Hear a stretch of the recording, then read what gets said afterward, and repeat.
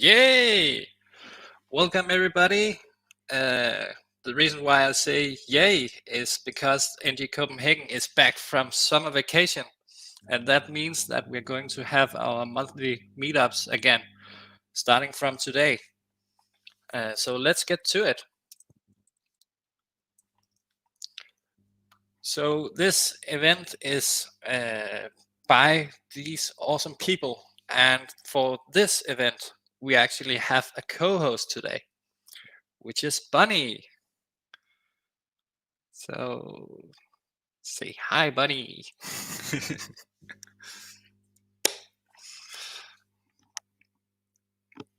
So let's get to it.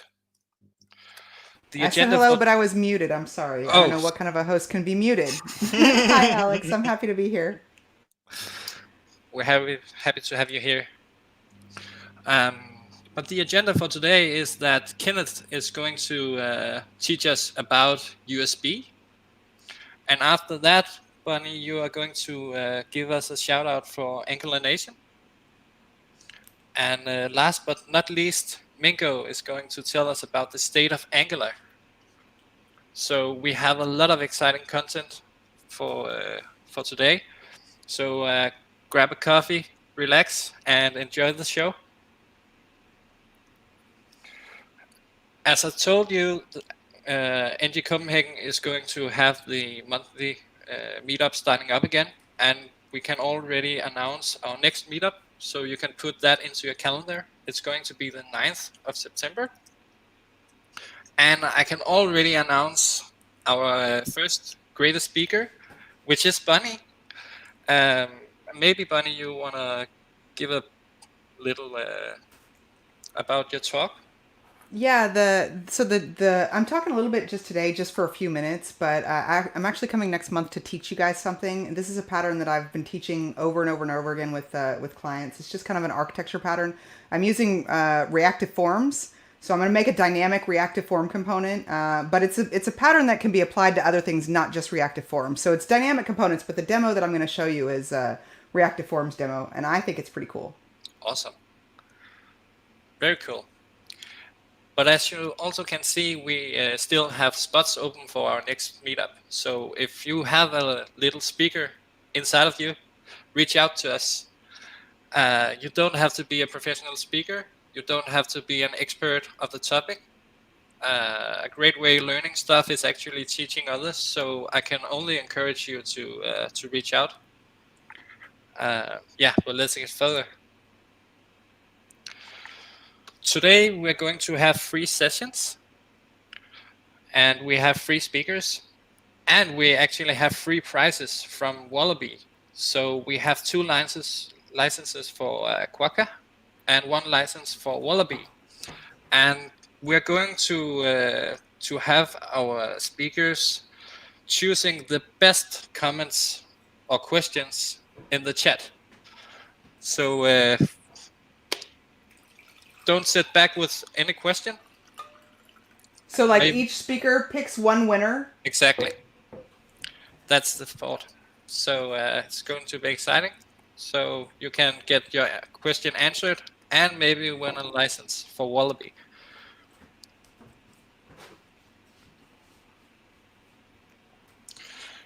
We have our code of conduct, and of course that also applies for the chat. So basically, please be nice so we can all have a great time.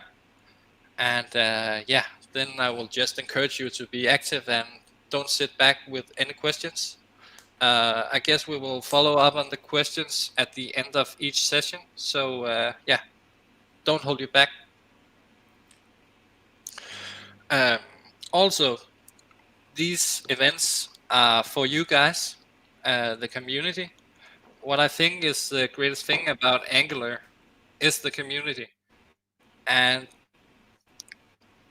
I mean, we can't do this alone. Everyone needs to contribute to be the greatest community in the world. So please help us out. If you have a speaker inside of you, reach out to us. If you have a company or your company want to sponsor us by hosting some of our meetups, reach out to us. If you want to help out with the meetup, reach out to us. and even more important, give us some feedback, because we really want to improve. And last but not least, be a Viking. And just spread the words. I love those Vikings. If you follow this code, you'll be able to reach out to us. So yeah, I totally encourage you to do so. There's a little fun piece of trivia, Alex. Samantha and I were actually in Copenhagen for NG Vikings when we decided to move to Europe, because we just kept finding the nicest people everywhere. We were just like, we just love these people. So I want to be closer. That's awesome. But yeah, before we get started, I will just thank you for joining and just say enjoy the show. And then I will give it up for our first speaker, Kenneth. Hi, can you hear me? Hey, Kenneth, we can hear you. Yeah, perfect. And, Let me try sharing my screen and see if this works. I've never used this tool before, so yeah. Let me. All this technical stuff. I can even choose a tab, so this is perfect. Can you see this? 2 seconds. Alex has to add you to the stream, and then we can all see it. I see. You just tell me when you can see it. Yes. Like that. All right. Okay. So yeah, I'm going to talk a bit about USB. This is actually not a programming talk. I have been talking about web USB and programming USB before, but like, let's look at the technology itself. So first of all, there's a disclaimer. I actually don't work on USB or Thunderbolt. I am though responsible for exposing like Thunderbolt and USB to the web as part of my job at Intel, among like a lot of other things. But let's just talk about USB, because a lot of people probably use USB every day, and it seems to be getting more and more complicated, though everyone is trying to make it easier. So USB started out as this thing for plug and play. You plug in this like one connector and it will basically work for everything, both charging and data, just a little bit of charging. And it has been widely popular. You don't need to restart your computer for it to work. You just plug it in. You probably know there's a lot of different generations for USB. You've heard about like a different colored like blue ports in your computer, USB 3.1, and you've probably seen the USB-C as well. So if you look at this like overview, you can see that there's a lot of different connectors over the time, but today everything has moved to the USB type connector. This also makes it a bit confusing and difficult to understand, because these cables, like they're different ports and they're different cable speed. What is interesting is that the newer versions would be backward compatible with the older versions. So today everyone is using USB-C. What is interesting and what might be confusing is that USB-C port, like if you have like a port, it might not necessarily be like USB 3.2. It might even only support like USB 2.0. This especially happened with the older or like the first products using USB-C. What is also a bit confusing is that you have these different standards like USB 2.0, 3.1, 3.2, and then often they get renamed. So, for instance, like what is used to be USB 3.0, 3.1, 3.2 is now just referred to as 3.2.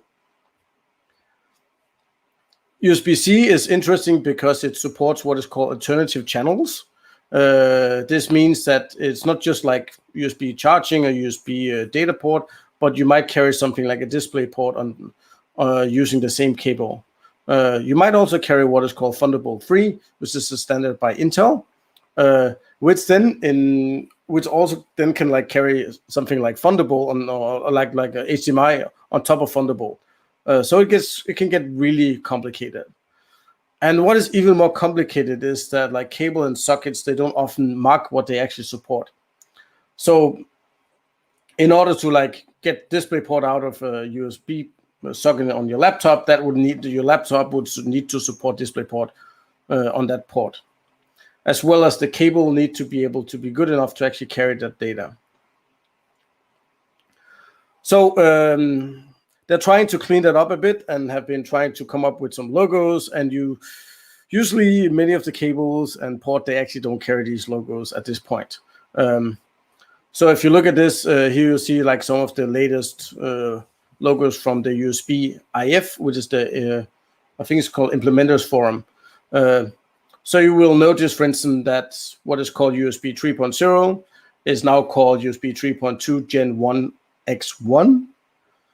So you see like they're like renamed with the newer generations. So the old one, basically what is used for like mostly charging cable is the logo you'll see on the first row at the end. And with a 5, if it's for like the slowest version, the 10, the 20. And then for the newer version, like USB 4, you have this 20 or 40 representing the 20 gigabits per second or 40 gigabits per second. So you'll notice the name change here as well. They figured out a way that the older cable that used to be able to carry 10 gigabytes per second can now carry 20.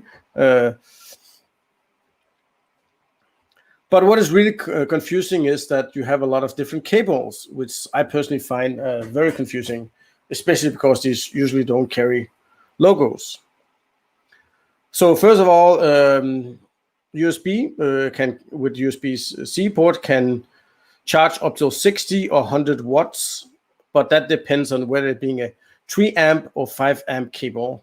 So many devices you'll buy would be with a charging cable, which is usually like 3 amps. And usually just 2.0 cables as well for data.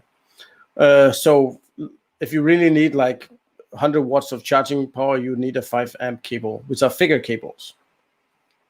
So as I said, the most common cable that when you buy a phone will be like 3 amp USB 2 cables, meaning that they do have the ability to transfer data, but not very fast. Usually people just call these for charging cables, and for this reason, they're also cheaper. There are newer standards, which I'll get back to, something called like fast charging. These cable are often require like an e-marker, a way to like verify that this cable is capable. And this is not is optional on USB 2.0 cables, but not on the other cables. Newer cables also require some way of authenticating that the cable is correct, especially because people have been making cheap, bad cables with wrong resistors and the like, which might be a fire hazard if you don't have the right cable. So newer cables have this called C-off as well. It's basically really difficult to know what cable you have if it's not marked as such, but like thin cables will definitely not be like 5 amps. These different cable also means that it might not be just like plug and play. You need to have like a better cable, for instance, for it to work with your monitor. So if you plug in a cable and you don't see anything, it doesn't work for your display, you probably don't have a proper cable. So Intel came up with Thunderbolt 3. We've had Thunderbolt before. It was something we did in collaboration with Apple. But when we moved to Thunderbolt 3, we decided to use the USB-C connector. And our cables, like approved cables for Thunderbolt, they can provide either 20 or 40 gigabits per second. In order to have a Thunderbolt cable, it needs to be certified. So it will carry the Lightning Bolt logo from Intel, and it's not certified by the USB Implementers Forum. Some of these cables might be not be 100% compliant with USB 3.2, especially like the longer cables. So short cables usually are because they're passive cables. When you try to make a longer cable that can provide like 40 gigabits per second, it will need to carry power. So that's why it's called an active cable, which has often made it like incompatible with USB 3.2. It's not that it's impossible to implement, but like usually people making these cables, they don't.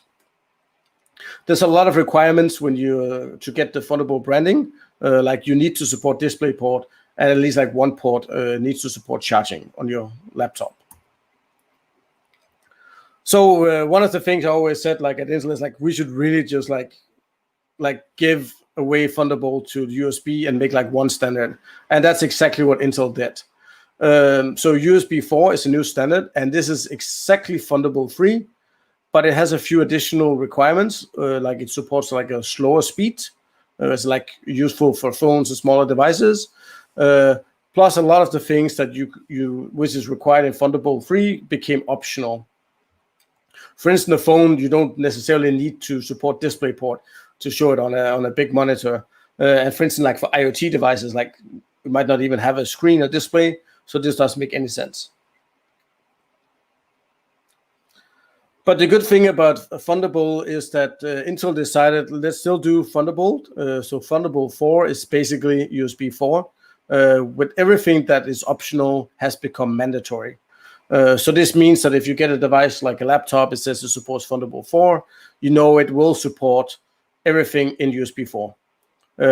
So this is also the PCIe for like external graphics cards. This also means that it will be able to charge an external device with 15 watts, etc. Also, what is really nice is that you with a Thunderbolt port, you always get at least 40 gigabits per second, and the same is for cables.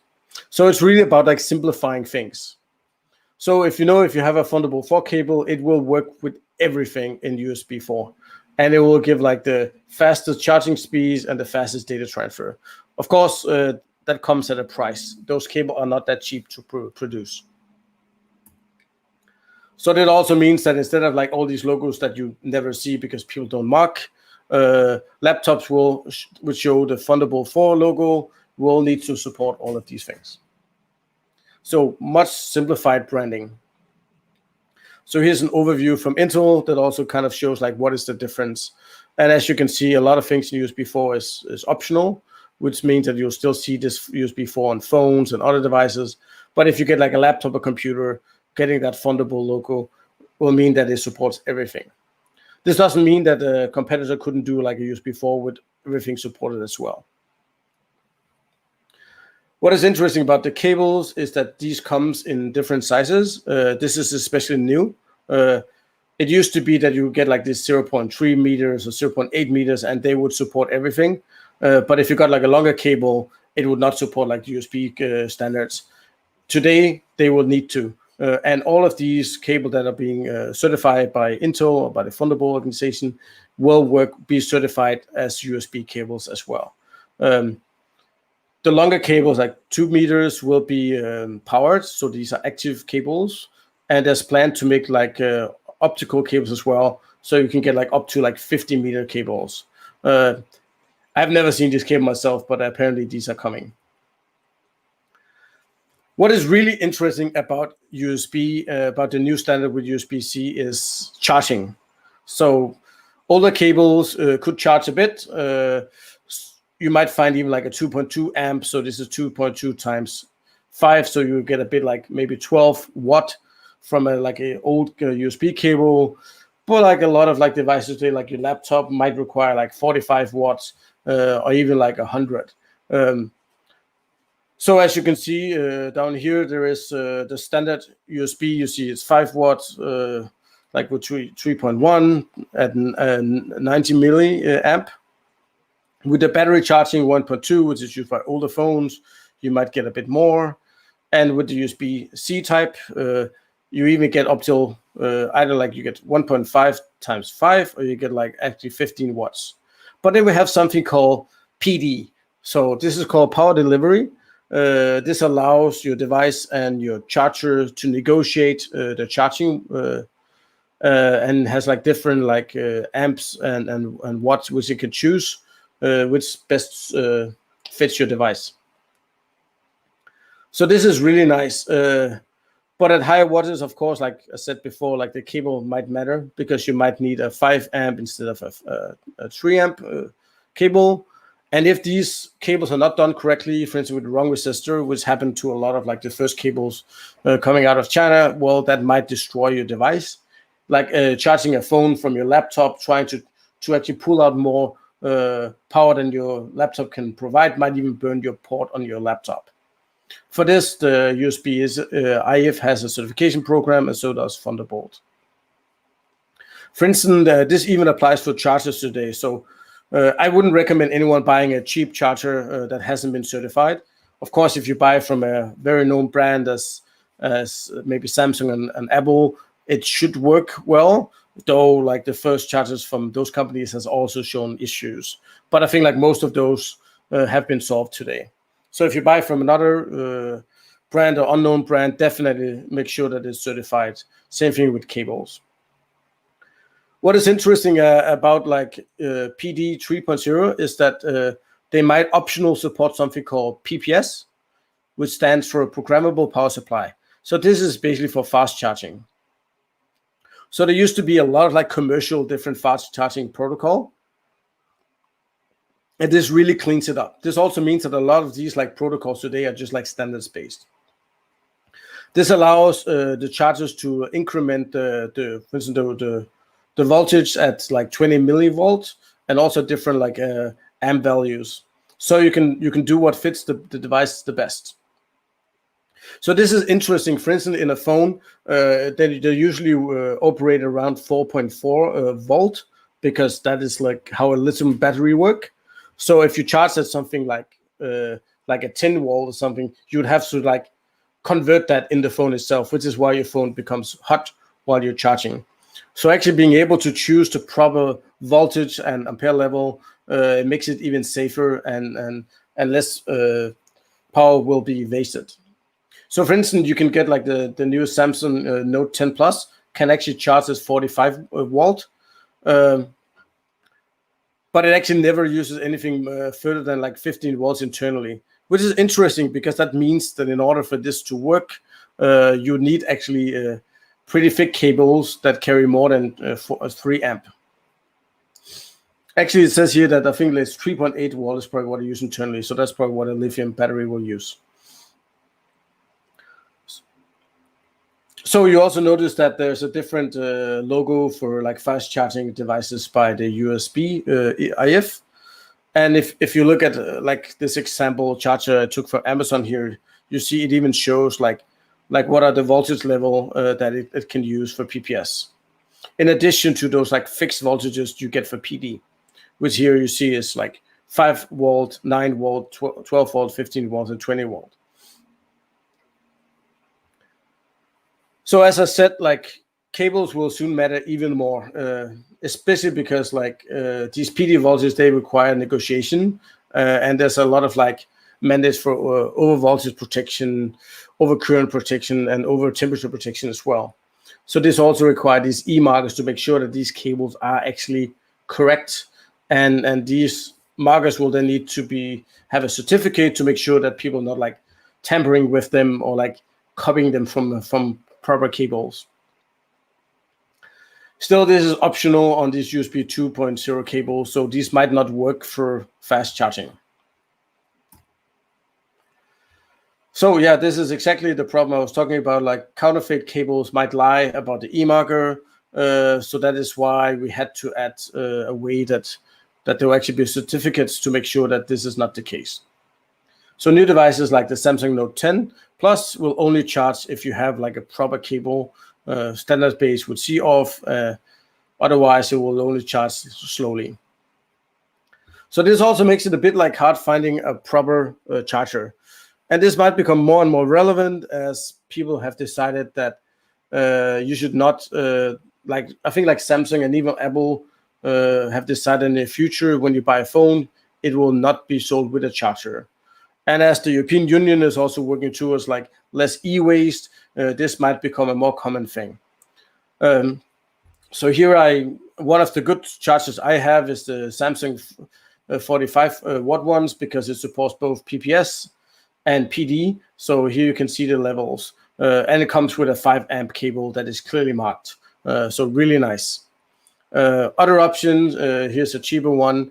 It's a neck tech, so not the most known brand, but it's definitely USB IF certified. They even like showed in the ID number so you can look it up in the database. And here you can see like what levels it supports. Also, what is really interesting is that Apple have recently launched new cables. So they already launched, I think earlier this year, they launched a Thunderbolt 3 cable. I think it's 0.8 meters that works really well, supports all the USB standards as well.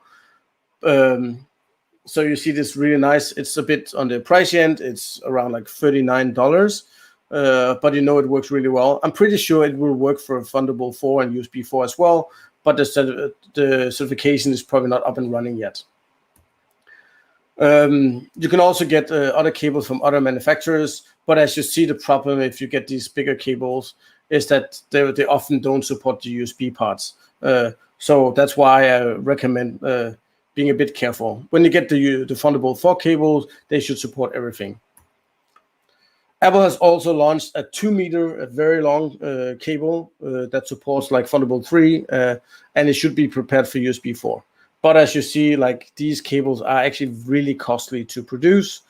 And here you see it's like $129 for this cable. So I hope that with time, these cables would come down in price. But for now, if you need it for like a monitor and the like, this would be the cable you would need. What is really interesting is that Qualcomm actually, just like I said, Thunderbolt is really nice because it's a brand. So if your laptop supports Thunderbolt 4, if your cable is a Thunderbolt 4, it will support everything. Qualcomm, one of our competitors, also working in this field, they're really big on charging. And they have this brand called Quick Charge. So they also have like fast charging. So with the Quick Charge 5, they did the same as we did for Thunderbolt 4. They made it a brand for the standard. So if you get a Quick Charge 5 charger, it supports everything supported by USB, PD, PPS. So a lot of especially Android phones will come with Qualcomm chips, and they will actually support for charging up to above 100 watts. But that, of course, requires the phone to have something like 2 different battery cells and probably a non-standard cable. Especially because if you want to do quick charge and you don't just choose high voltage, then you would need a higher amp. And currently, the only thing that's allowed by the standard is maximum 5 amp. So you might need something like a 6 amp cable for that actually to work. But something like charging 45 watt is definitely within the standard. So I think that's everything I had. So if you have any questions, feel free to ask anything.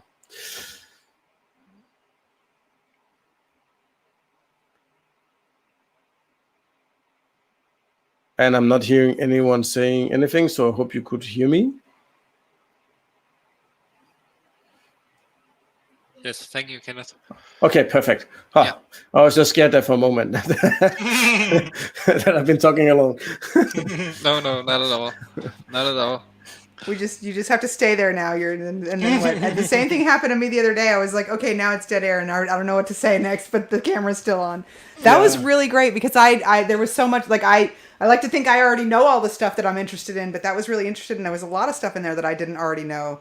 That's basically relevant to all of us. Yeah, that's why I did because I work at Intel, we hear about these things, and I I didn't know about a lot of these things early myself.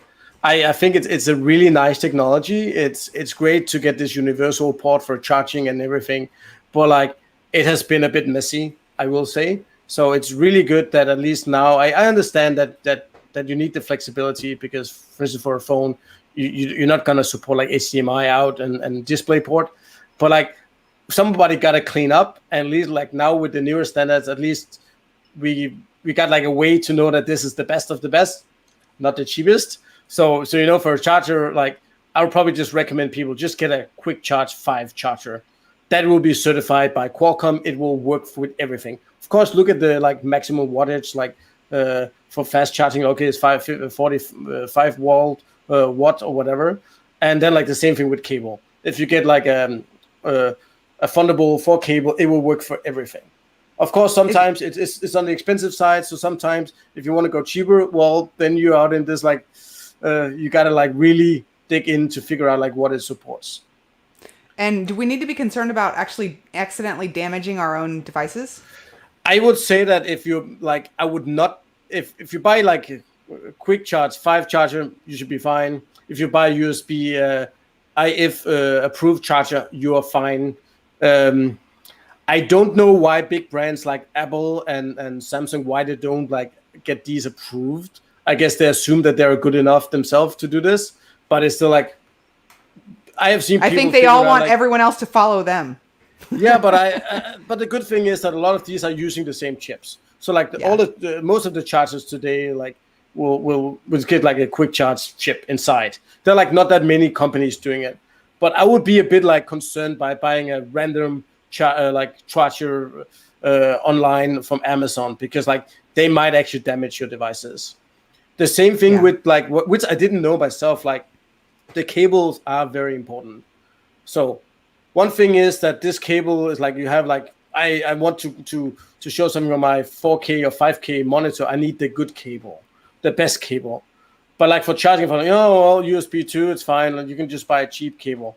Generally, you can trust the cables you get from your manufacturer, like a Samsung phone, Apple phone, but like don't buy random cables, because people have seen some of these cables and they put in a wrong resistor, which means that your phone might try to draw more power from your laptop than your laptop port can sustain, meaning that you might burn your laptop port.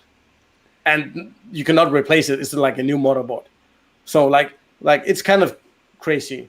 But that is why you make a standard, and people did just like, they manually solder these cables somewhere in another country and sell them cheap, and people buy them, and then they're because they're cheap, and they don't know that this might actually be dangerous, because these devices might actually charge at a pretty like high voltage. So I think like before with regular USB, it was not a big issue, because like there was only that much damage you could do with the charging voltage. But today it's a different story. So buy like brands, or buy like at least that has like certification. That would be my recommendation. Last year I moved from Texas to Europe, and I brought a lot of electronics with me, and I just got one of those, adapters from the airport, and I plugged it. But I had some expensive stuff, and then one of the things, I plugged it into the wall with the adapter, and smoke came out. Oh. That's like a worst case scenario there. So if you have expensive stuff, you don't want to take any chances with that. Yeah, I like my recommendation has been like if you want something for data, like connecting data, like an external graphics card or your monitor, like you buy the best cable. They're expensive, but like because like having this cable is almost the best, but it's not really supporting all the standards. It's like it's just gonna be complicated. And then like you have all these cables, they don't have brands on them, so you never know like, is this gonna work with? It might work with my 4K monitor, but will it work with 60 hertz, or will it not? Will it be 30 hertz? Like it's just confusing. So for data, buy the best. Like I would say, like buy the Thunderbolt 5 cables when they're out in the market. But like for charging, I used to say, okay, it's fine. Like just use like a regular like charging cable. It's fine. But at least like today, my recommendation would be like at least use a certified cable, or like from a trusted manufacturer like Samsung, Apple, Huawei, whatever, and don't just buy a random cable off the internet. It might not be worth the cheap price. That's awesome. Well, that was a great talk. That was really good advice. Thank you so much. I really appreciate it. But we actually got a question. Perfect. There's only one question. Then we already have a winner. No. There's a lot. But what is the quickest way to spot a certified cables?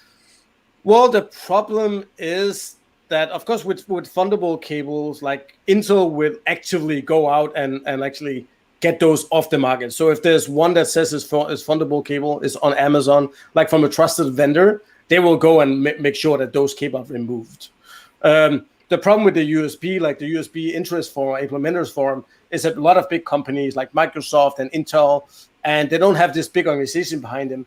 And so you'll see a lot of cable, they'll just show the USB logo, and there's like no one actually making sure that it is actually certified.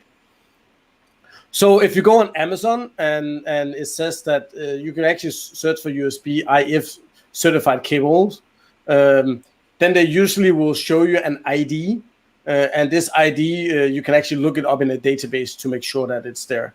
So I'm pretty sure that most of the companies that will sell them on Amazon, for instance, that has a TID, well, they'll probably not be there for long if they're actually not like certified cables.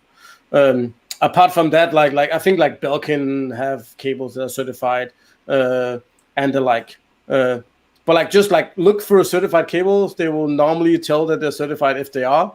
Otherwise, they won't. But you cannot trust that like every Belkin cable to be certified because they're not. The same thing with Samsung cable. So either like you like buy them from someone you trust, like Apple, Samsung, Huawei, whoever you trust, or look for the certified cables. They usually have this ID. I hope this will get better. Like as I said, Thunderbolt cables will work, but they're not the cheapest. So That's awesome. And that was a good question too.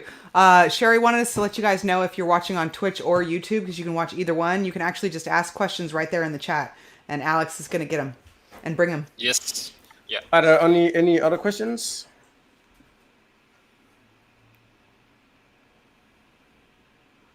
I can see that Sherry has already made plans for you for the next meetup Oh, okay.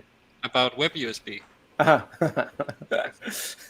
You've we been go. volunteered, Kenneth. Yeah. Okay, if there are no other questions, well, you can always like hit me up on Twitter, and I can probably share the slides. I'll just talk to Sherry, and people can get access. Cool. Okay. Sounds perfect. Thank you so much. Thank you so much. Okay, take care and enjoy the meetup. Thank you, Okay. Kenneth. Bye-bye. Bye. So now it's up for you, Bunny. Okay. Angular Nation. I'm actually, I'm going to try and run through this really quickly because I'm actually really excited about Minko. So I'm just going to try and give you guys a quick version. I have a couple of slides to show just because I really like visuals. But I'm using Keynote and it's going to take my whole screen. So as soon as I hit present, then I can't see you anymore. So what I'm going to do is go ahead and turn on my screen share. I'm going to share that one. And then, but I can still hear you. So if anything goes wrong, you can just holler and say, Bonnie, we can, but you can see my screen. Yeah. Oh, yeah. Okay. And now let me, okay. Can you see my slides? Yes. Look, I'm on the wrong slide. Oh. See, I just started on like slide like halfway through. That's crazy. All right. Can you see my slide and my picture? Yes. Hey, there's hope for us yet. All right, here we go. Let's just run through this real quick and then we'll get to Minko. Okay, so I want to talk to you guys today about Angular Nation. I just want you guys to know about this. I've been working on it for a while and I'm very excited about it. And so I just want to come and tell you guys about it. So this started in 2017. I actually got this domain from Jeff Welpley. He was going to build something and he got busy with another project and he thought it was a cool domain and so did I. So he gave it to me. And then I was going to build something cool too because I really love the Angular community, but I didn't know what to build. So I kind of got stuck there for a while. I was imagining like a Stack Overflow kind of a Reddit thing. Mainly I wanted a place where people could ask questions, but we already have that, right? We have an Angular tag on Stack Overflow, but to be honest, people on Stack Overflow are not always that nice, right? So I really wanted to have a place for questions, but a place where people are nice. There are some great blogs and tutorials about Angular, but they're sometimes outdated, confusing, so it's kind of hard out there, right? So I really wanted to have a place, but I didn't know exactly what to create there. So that's what I wanted for Angular Nation. Then in 2019, I was actually a huge fan of yoga with Adrian. Shout out to Adrian if anybody is doing yoga. That's how I found out about Mighty Networks. And as soon as I saw Mighty Networks, I knew that this is exactly what I was looking for because I just want to have a place where we can all go and kind of hang out and talk about this. So I love the software. So as soon as I found it, I knew I started moving forward pretty quickly. And then we planned to launch in late summer, actually kind of right now, right? Late summer of 2020. And then kind of COVID came early and we ended up launching early. And I want to talk to you a little bit about what's been happening since then. But before I go into that, I kind of want to touch real briefly on social media because there's just some crazy stuff going on, right? So when I joined Twitter in 2009, I had already quit Facebook because I didn't like what social media was becoming even back then. But I joined Twitter because specifically the tech community. When I started going to Angular conferences, most of the speakers were using Twitter. So I followed all my favorite people, and pretty soon I had a pretty great Twitter feed that was almost entirely Angular. For some people that might be boring, but for me, like, that was perfect, right? And that's all I used Twitter for. So it was a really great place to keep up with the latest community events and announcements and things like that. So for the past couple of years, this has actually been really great for me. And this is how I keep up with most of my friends when we're not at conferences and see what they're up to.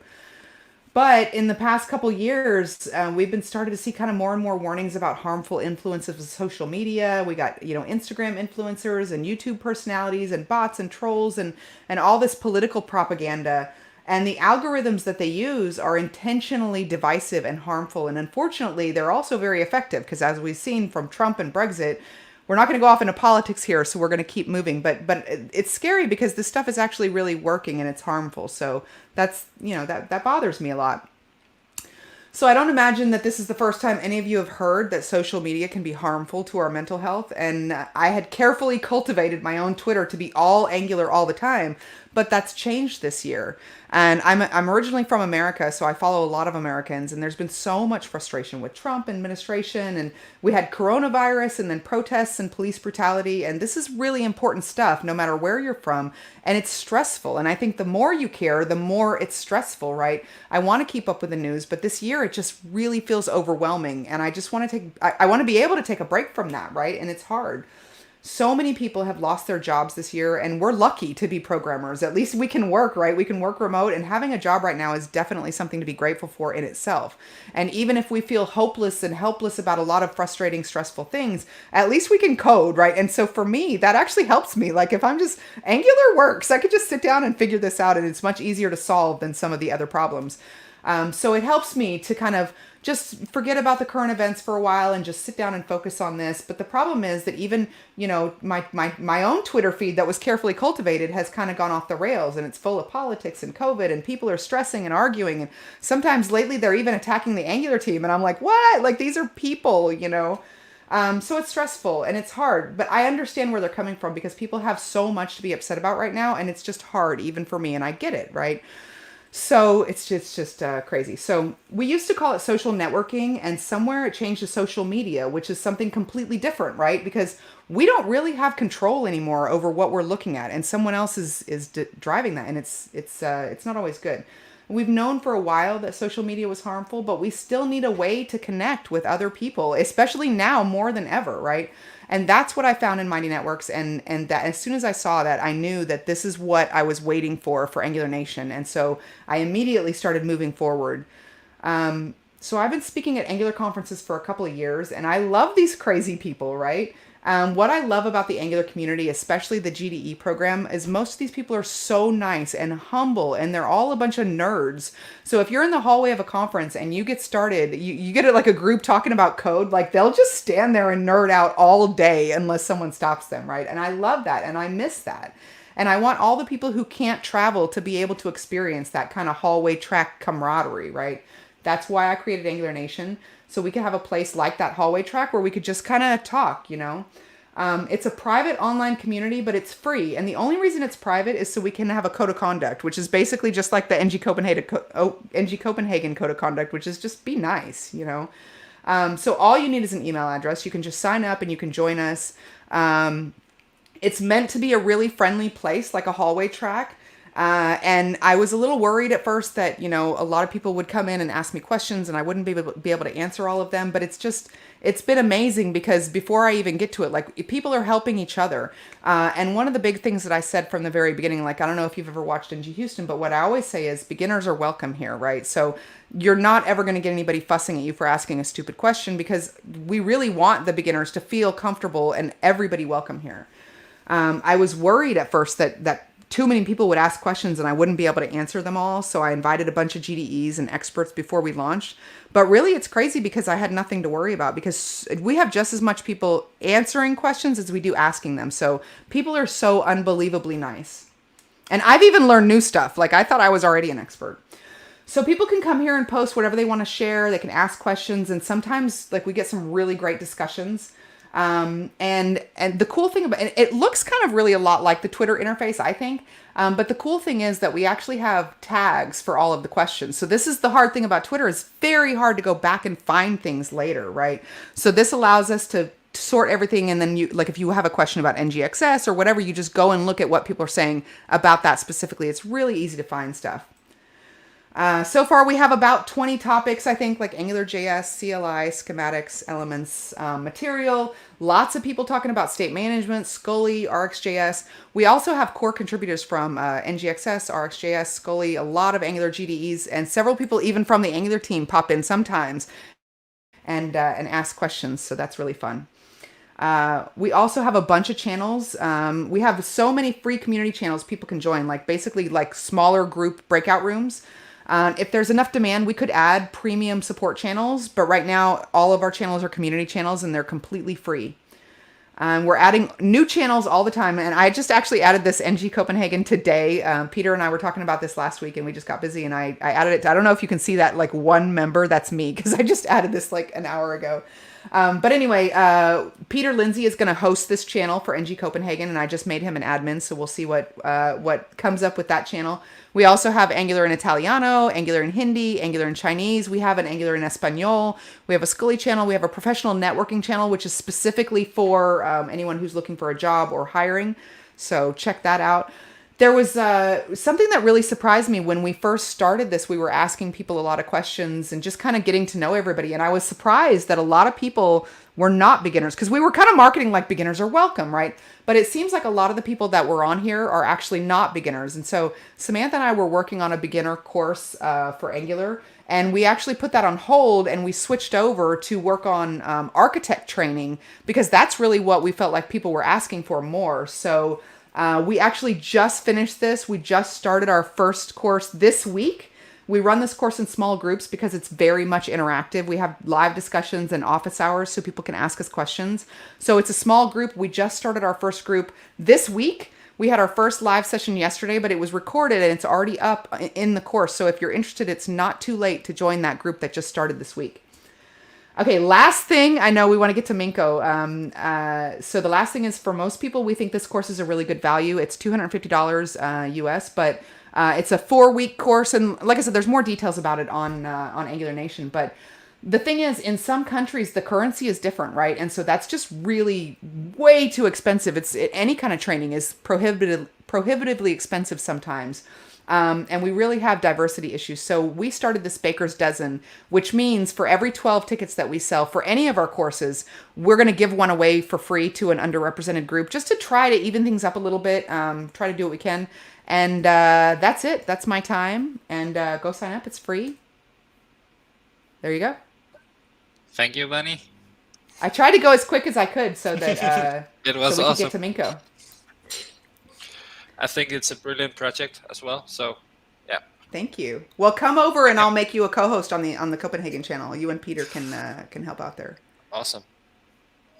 But yeah, now it's time for Minko. Now, the moment we've all been waiting for.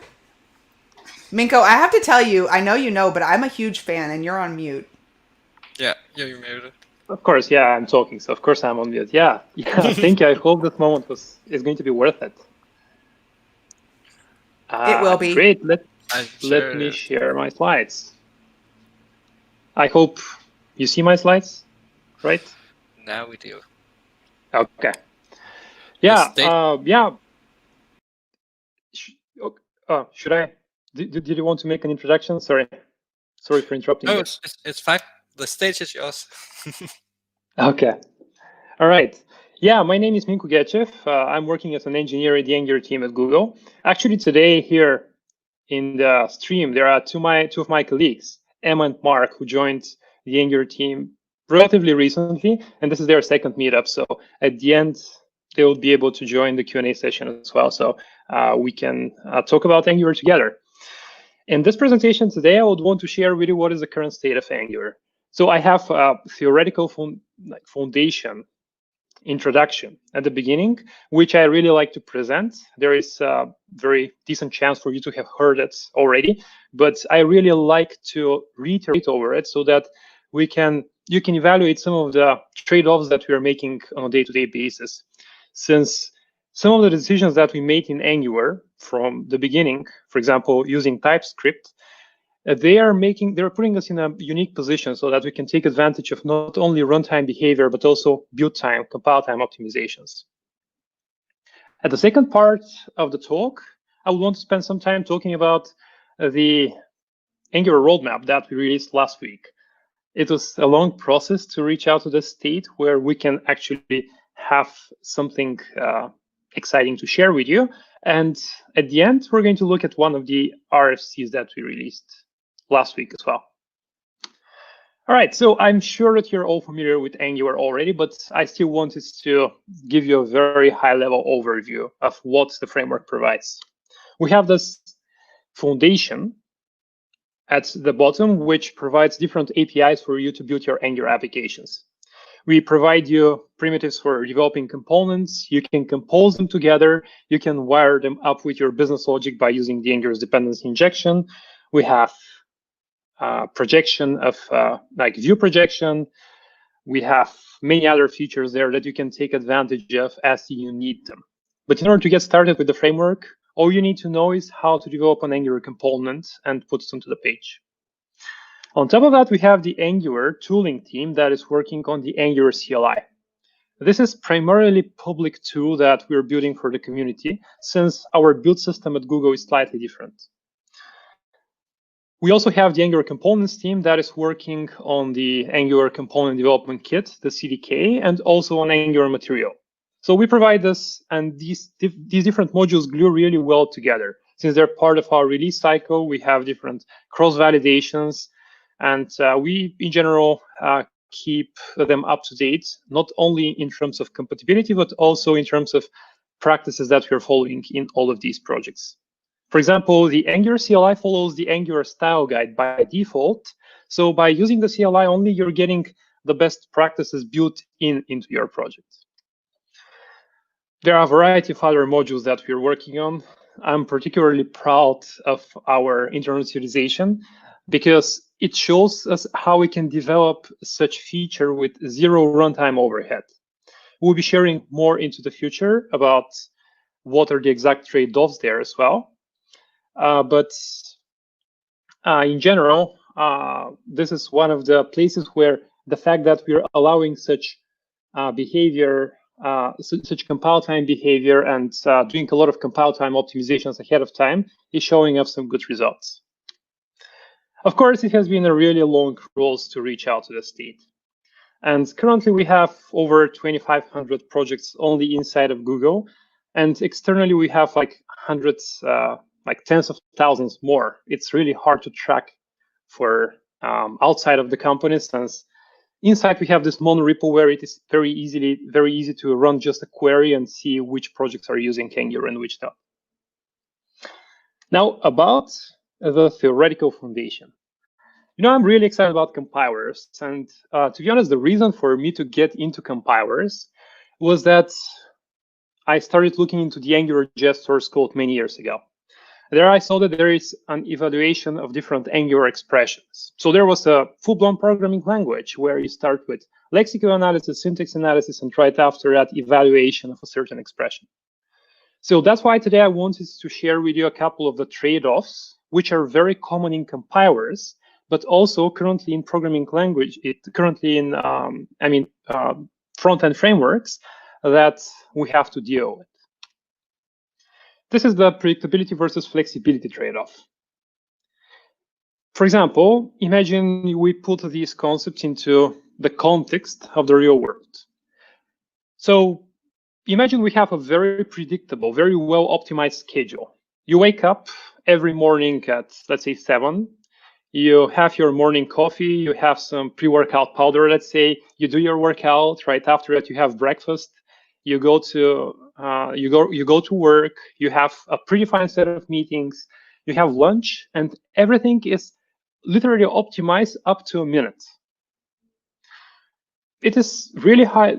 Probably you're very efficient this way because, well, you have predefined everything, you're into this routine already, and you know exactly what you're doing every single minute of the day. But well, if you want to just go grab some ice cream in your lunch break, it could be really tough because, well, during your lunch break, you already have defined exactly what you're going to do. And if this thing is not getting an ice cream, then probably you're going to be in a trouble. So having nothing on your schedule is going to make your life really flexible, but at the same time, not that optimal, right? We have a similar trade-off in programming languages and in frameworks as well. The static part here is pretty much the predictability part that I talked about in the previous slides, and the dynamic part is related to flexibility. So that we can give you a better idea about what exactly these different trade-offs represent, I can put some programming languages on this axis. We have a really static, really restricted, and really strict programming languages on the static part of the axis, where we have Idris and Haskell, for example. They have super powerful type systems that are guarding you ahead of time. While developing your application and building it, you have a lot of guarantees that your users are not going to get any runtime errors at the end. Well, they may get, but this level of safety that Haskell provides is super valuable. Of course, it comes with its own trade-offs. Rust, on the other side, is very static language as well. Its type system lets you have really efficient memory management without having to worry about like allocating and deallocating memory. You can just make sure that your program compiles, and well, this means that the compiler would already guarantee this for you. On the other side of the spectrum, we have JavaScript and Ruby. These two languages are super flexible and super dynamic. You can do anything you want to do with JavaScript. And this is great because this allows you super fast and rapid prototyping. You can prototype an app really quickly, but when it starts growing over time, you are going to probably notice that you're missing some of these guarantees that you're getting from the static world, from the world of Haskell or Rust. That is why we have TypeScript. And TypeScript is a language that, well, we can say that it provides the best from both worlds, given the current set of trade-offs that we are solving as engineers. TypeScript provides a really expressive, really powerful type system, but in certain cases, if you want to build something quickly, you can just use less restrictive types. You can use any, let's say, in certain places. There is an interesting trade-off about static and dynamic as well, about themselves. It is very easy to make a system dynamic if it is already very static, but it is hard to make it static, being very dynamic already. As an example, we can look at a really well-typed TypeScript program. Imagine you have really descriptive types, you're using the strictest compiler options. Well, this means that you can just drop these types, and well, this is going to be already a very valid dynamic program. So you should just strip these type annotations, and you're getting a very dynamic JavaScript program that is going to work just fine. However, if you have a very dynamic JavaScript program, which you have developed somehow, and you want to put into a TypeScript context, you add some type annotations, and for your TypeScript program, you enable the most restrictive compiler options. This means that you're going to have to put some work there. This means that you may have to even refactor your program so that its type checks and the TypeScript compiler guarantees its correctness to a certain extent. And now imagine you have millions of lines of JavaScript, of very dynamic JavaScript, then you need to convert to TypeScript. Well, this is going to be a lot of work. So here is an example of how it is easy to go from static to dynamic, but harder to go from dynamic to static. To put this into even more practical context, let us think about these benefits that we're getting from these two parts of the spectrum. In a static system, we're getting great compile time optimizations. You can see this in Angular. Templates are pretty static by nature. They're statically analyzable. They're pretty restrictive, and this allows us to compile them to efficient JavaScript instructions that allows us to perform really fast change detection with very low memory overhead. We don't need to build some in-memory trees and perform reconciliation because, well, we can just compile our templates to a really fast set of instructions. On the other side, we're also getting really good ID and text editor support, since the language service of our editor can just look at our program, analyze it, and provides us with some auto-completion suggestions. Well, dynamic systems are also coming with some of their own benefits. You can very easily dynamically assemble user interface because you don't really have to align with certain restrictions that the compiler has set ahead of time. You can just compose this UI dynamically and assemble it together at runtime. And this way you have even like zero build time overhead, since dynamic systems, they by definition, they don't need the static analysis step that the compiler is going to perform. So you can just place a bunch of scripts in the browser and your application may as well work. Of course, you don't have any correctness guarantees, but well, this might be fine if you're just wanting to prototype something very quickly. Talking about production grade systems though, there is something that I realized a couple of years ago, although I tweeted it on the 4th of March. I'm sure that I'm not the first person who observed this, because there is research in type system going on pretty much over the past like 40 years or so. But the best errors that you can get are during build time, because this means that your users are not going to get the same errors at runtime, right? So the best possible scenarios for us is to ship bug-free programs. But we know that with the scale of modern web applications, this is pretty much impossible. So if you're going to get an error, it's better if the compiler gives you this error, which means that there is probably something wrong in your code. And there are some issues that you can catch ahead of time before you ship your program to production. It is also good to give some number, to give some quantity of how many errors you can catch ahead of time by using a static system. So that is why researchers from Microsoft and from the academia, they came out with this paper, To Type or Not to Type. They looked at a variety of different open source projects. They looked at their issues and their resolved issues on GitHub. And they tried to analyze whether a particular issue was going to be detectable by the TypeScript's type system ahead of time, before the project was like even pushed to GitHub and before it was distributed to the end users. They analyzed that about 15% of these bugs were going to be analyzable, were going to be detectable at build time, so the end users would have never had to deal with them.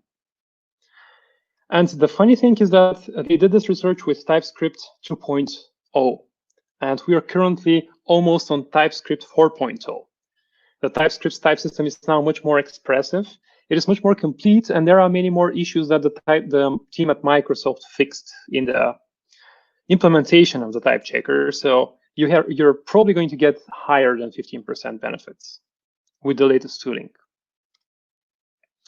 The final thing about theory that I wanted to share with you today is related to our trade-offs with Angular and even AngularJS. AngularJS was a very dynamic library. It was pretty much following the current trends in front-end development, where you can just have a bunch of script files that are representing your framework. You can place them on the page and put your application logic there as well, without any build process whatsoever. And that was great. It worked fine. But over time, applications started to scale much more. Currently, we're building applications with hundreds of thousands of lines of JavaScript. A good example is, let's say, Pantheon, which is a really large internal name for, which is the internal code name for Google Cloud's Web Console. It has several millions of lines of TypeScript right now. So this is a large project. And of course, not everyone is building projects at such a scale, but even if your project grows over several thousands of lines of code, you're going to get issues without any static analysis guarantees that the compiler provides. So knowing that, and also knowing that we can go very easily from static, to dynamic, but not the other way around, we started with Angular being very static. We originally had really restrictive compiler, which was setting a lot of guarantees, which was providing some guarantees, actually, not too many of them. But at the same time, it was not allowing certain behaviors that folks were usually used to. Later on, we moved to a slightly more dynamic approach. And currently with Ivy, we are probably somewhere in the middle.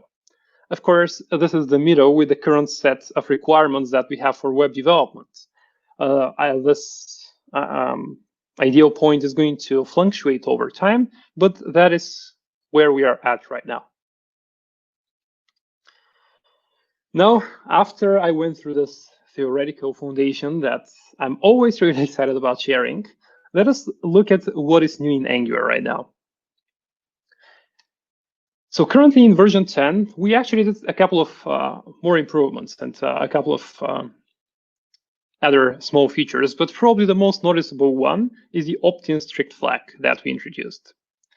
We also spent a lot of time into working on increasing the visibility of what we have been up to and building a more inclusive design and engineering process.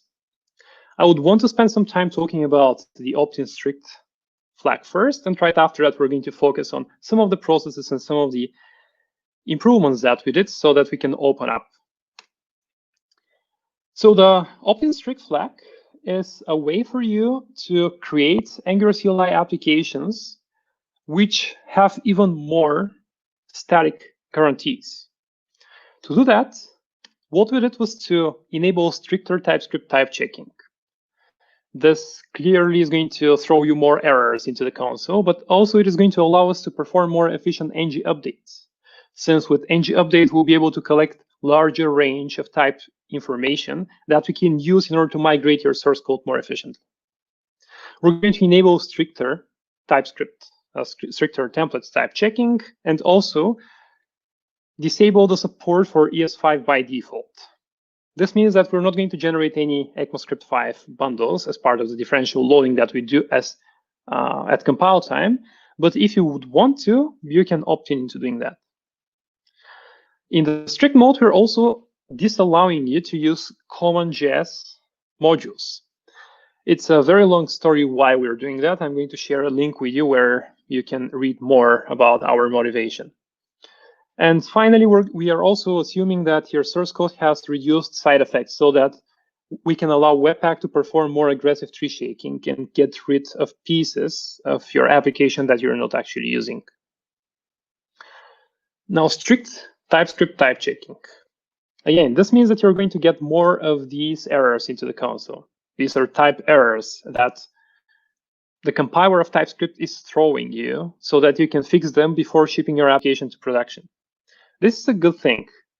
Just as a reminder, this means that these errors are not going to be visible for your end users. So having a compile time error, that's something to be happy about, actually, to celebrate, maybe.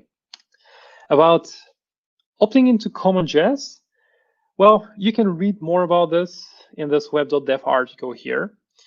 Basically, here we provide an in-depth overview of how Webpack works and why CommonJS is far too dynamic to be well optimizable, just like ECMAScript 2015 modules are. Now, let us talk about the fun part, the visibility increase. Last week, we shipped, I think, our first roadmap ever. And I think that's kind of a big thing for the very dynamic world of JavaScript front-end frameworks recently as well. In this roadmap, we shared what efforts we're currently up to and what we'll be working on in the future. Jules also gave some insights on our prioritization process here in the roadmap's blog post. Pretty much, we're getting a lot of requirements from everywhere, and also we have some agenda in order to improve our dev infrastructure process so that we can ship new releases of Angular with higher level of confidence. We can have CI that performs a lot of verification for us for our pull requests and much more. So for each one of these different projects that you need to work on, we pretty much put them originally into a set, an ordered set. and we started having frequent prioritization meetings. In these prioritization meetings, we started relatively finding the position of a certain project compared to the others and put them into some kind of a more organized list. Some of these projects, and actually if you look at the roadmap, most of them are primarily focused on stability, since Angular is currently a mature project that we want to incrementally improve in terms of development experience and speed. So the current projects that we're up to are just improving the visibility of test harnesses. Test harnesses, this is an effort that the components team shipped, I would say probably a couple of months ago, where you can test your Angular components, in particular Angular material or CDK widgets, without coupling your test to their internal structure. This is a pattern inspired from page object, which allows us on Angular to very easily update the component DOM structure, which is not part of the public interface, without breaking your tests. This way we can very easily make our widgets more optimal in different ways without impacting your development process. TypeScript 4 is another effort. So this may not seem like a large project since, well, we're just updating the TypeScript version, right? However, a large portion of our tooling is actually built on top of the TypeScript compiler. TypeScript by itself is making changes to its public API. So just like you're consumers of Angular in a certain way, we're consumers of TypeScript, and we need to make sure that we're up to date with it. We're also revisiting our end-to-end testing strategy, where we want to evaluate different state-of-the-art solutions and also make sure that Protractor is in a good state, in a future-proof state. MDC Web is another effort that I saw that a couple of folks were pretty excited about on Twitter and LinkedIn. The idea here is that we would want to be better aligned with the material design specification. We're going to use the material design components, web components, as foundation for Angular material. And this way, we're going to reduce our maintenance costs and also make sure that we're providing higher quality components out of the box. This way, when there is a bug in any of these components, the material design team is going to fix them. And all the different framework-specific implementations that are using these primitives are going to benefit from that. Trusted types is another way where we're showing how, depending on the evolution of the web platform, we're trying to take advantage of the latest features and improvements from there. We have been having different ways to reduce the attack surface for cross-site scripting attacks for a while. Now, for example, if you probably know that you cannot just bind to any random HTML out of the box without letting the framework know that this is all right. With trusted types, we're just doing this by following the platform APIs that web provides. We need to keep up to date with RxJS as well, which is evolving. This is a pretty similar project to what TypeScript version 4, the TypeScript version 4 update provides. And here, the good thing is that in TypeScript version 4, you'll be able to take advantage of the latest features of the TypeScript type system. With RxJS, we're probably going to be able to shrink the bundle even further, since the RxJS team has been focusing on this exclusively. Ivy libraries. I don't know if you have noticed, but we have this ngCC compiler that takes your view engine libraries from NPM, and when you install your NPM dependencies of your Angular CLI project, there are a bunch of different logs saying compiling the name of the project. Well, this is because all libraries out there on NPM are using our previous version of the Angular compiler. This way, we need to compile them to Ivy so that you can use them in your Ivy applications. Now, we're working on Ivy library distribution strategy that we're going to share recently. And actually, we already shared it. I'm going to give you more details about it in a little bit. And Bylock. Let me actually give you more details about Bylock. Bylog is a project where we want to just reduce the number of untriaged issues that we have on GitHub. So we started this, I would say, about 2 months ago.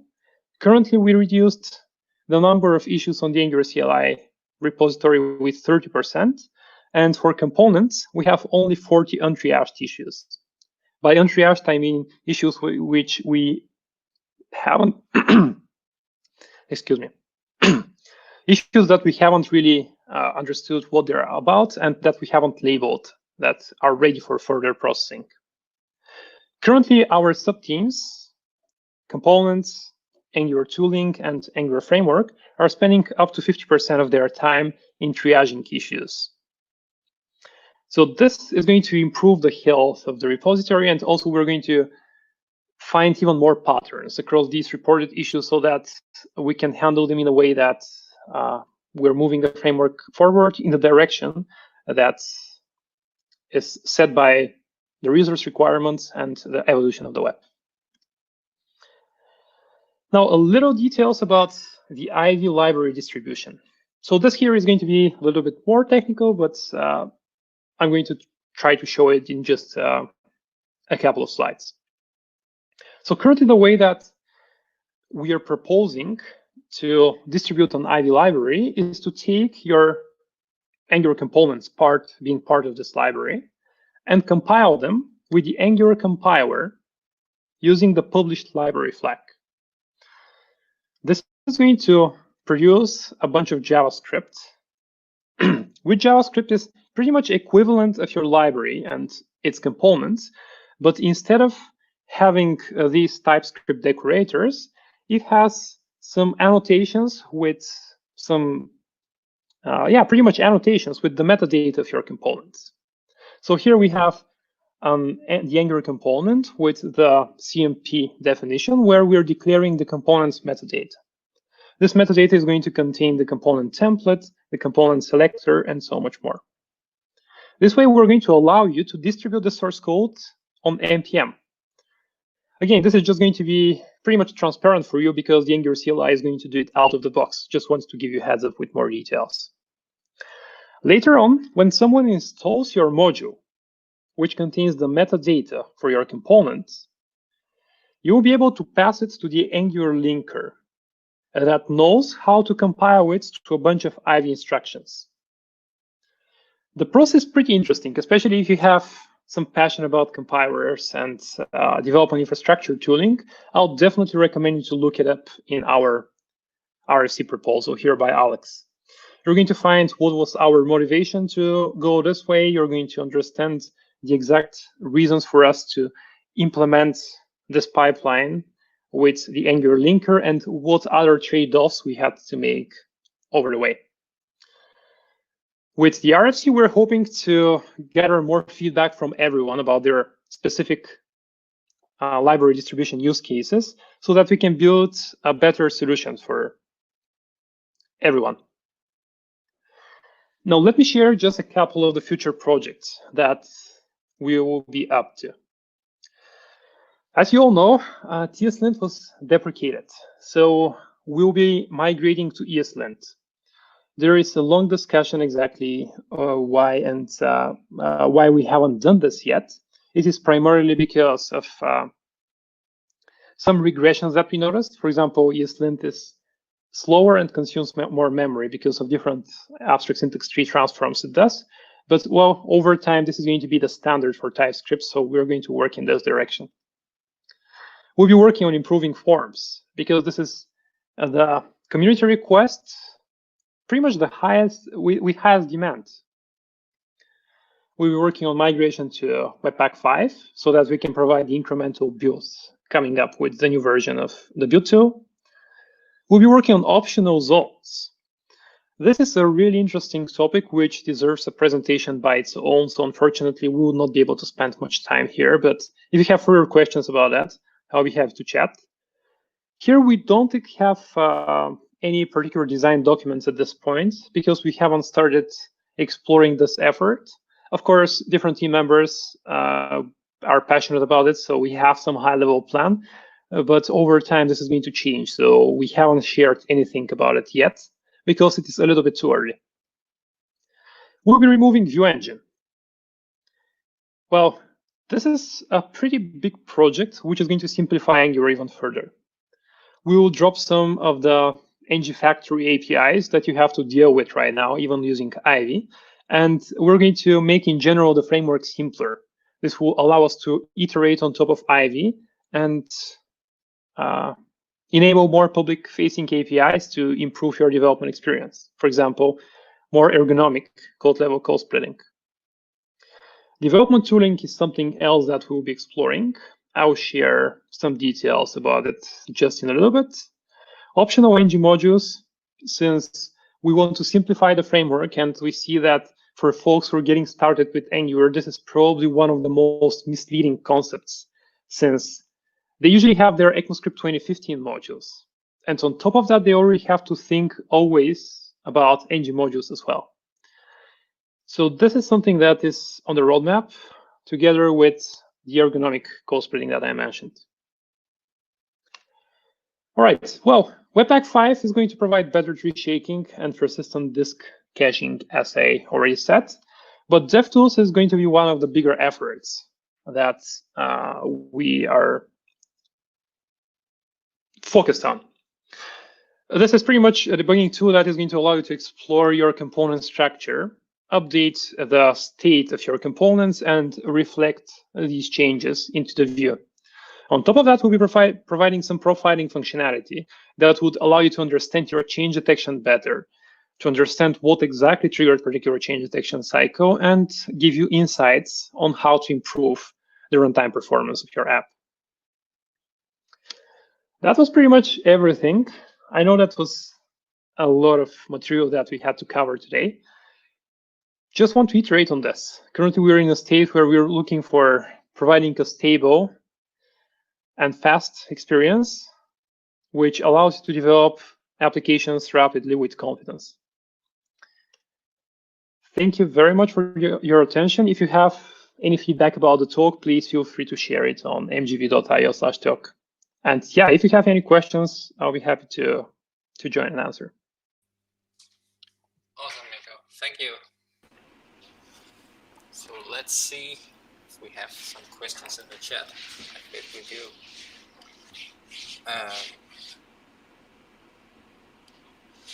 That was a lot of information, Minko. Thank you. I really like Alex asking everybody for feedback about the Ivy changes. Yeah, this is something that you'll be probably seeing more and more of these RFCs over time. We're planning one more that we're going to share with you, like with everyone, pretty much in the next couple of days, I'm hoping. That's awesome. I like that optional zone talk. I think I would sign up for that. Yeah, this is going to be probably going to be decomposed into many smaller design documents. It's going to be a large effort. And I know it sounds like just making zones optional. We have zones optional right now out of the box. You can just say the zone implementation to be no-op. But this is going to be slightly more impactful, let's say. I still cannot say much because everyone has their different opinion about it at this point, since we're in a really early stage. We haven't started designing the solution yet. But yeah, it's an exciting feature. Hey, Alex, can you add Emma and Mark? And Minko, can you tell us about Emma and Mark? Yeah, sure. Hey, Emma. I've been following Emma on Twitter, and this is my first time officially meeting Emma. I think I've seen Mark before, but I just already decided that Emma was really cool. Emma, you seem like a really fun person on your Twitter. And you too, Mark. Both of you guys seem like really fun people. I can't deny it. Yeah. I am pretty fun.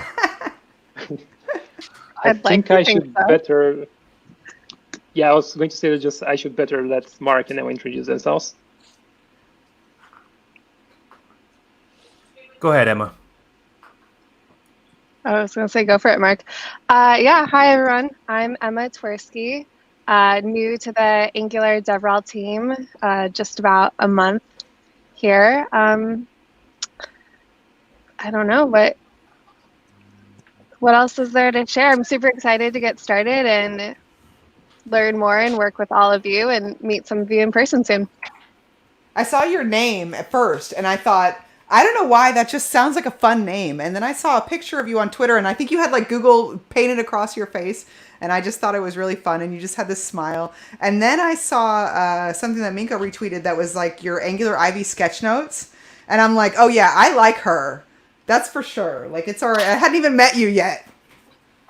Thank you. Yeah, I'm all about visual learning. I love drawing. I love art, anything like that outside of work. Super interested in like AR, VR, all that kind of fun stuff. So super excited to bring that to the team. I love that. I think it's going to be really helpful because some of the Angular has so many abstract concepts that can be confusing, and the visuals are super, super helpful. So I love that. For sure. What about you, Mark? Tell us about yourself. Sure, everyone. My name is Mark. You can find me online on Twitter at Mark Texan. That's not my real last name, but I really love it. My wife came up with that name, and so it really stuck.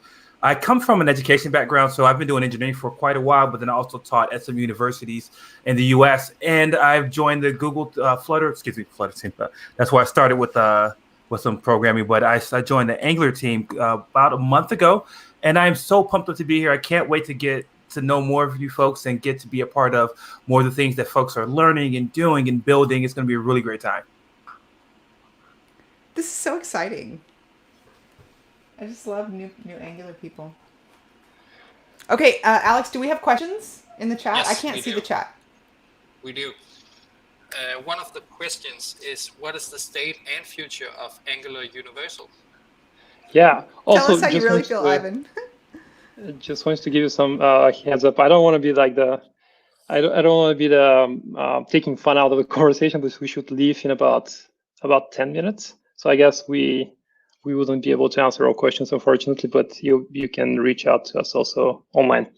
Yeah, Angular Universal, it is moving, and actually we have some interesting effort in progress there. We'll be working on extracting the critical CSS out of the rendered page so that we can inline it and provide better and like faster, largest contentful paint, because we wouldn't have blocking resources at the beginning. So Angular Universal has always been partially maintained by the community, partially by the Angular team. Still, the community aspect there is really, really, really big. We have Mark, we have Patrick, and many other folks who are constantly contributing to Angular Universal. So yeah, this is just moving forward. Cool. Then we have a question. Why dev tools take so long time? That's a good question. It's happening. I guess we should be happy that it's probably coming up. It's still in the future section. Keep that in mind, though. I don't want to overpromise from the beginning. Cool. And then we have a question about module federation. Yeah, well, this is something that Webpack is probably going to bring. I guess it's a little bit early to think about it before Webpack 5 has been officially released. It is still in betas the last time I checked last week. So this is something that we hear a lot about because of different like enterprise architectures. People want to be able generally to ship their projects without having to synchronize together and be more independent in the development process. Definitely something that we are interested in. It's still not on the roadmap. We want to see how this goes in Webpack, and from there, depending on the also community requests, we can decide where to go there. That's a hard question for the end of a show because it could be because it's a really interesting topic. We had Manfred Steyer was talking about module federation on Angular Air recently. It was really interesting.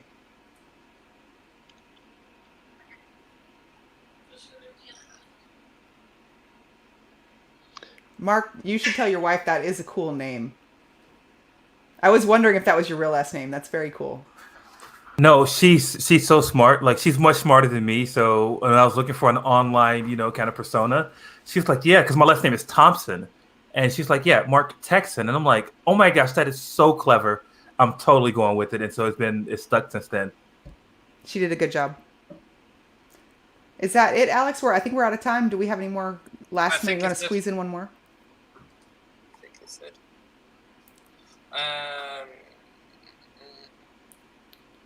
So Minko, if they want to ask questions, where's the best place for them to go to ask questions? Angular You're on Nation. mute again, Minko. Of course, yeah. You can reach out directly to us on Twitter. This is probably going to be the easiest place. Also, you can reach out to me at ngCopenhagen@google.com. So He really is these are that the nice in real life. I would like I first met Minko and I went up to him in a hallway and started asking him all these questions and he's just so nice. So don't be scared to ask Minko questions. And Steven too, super nice people.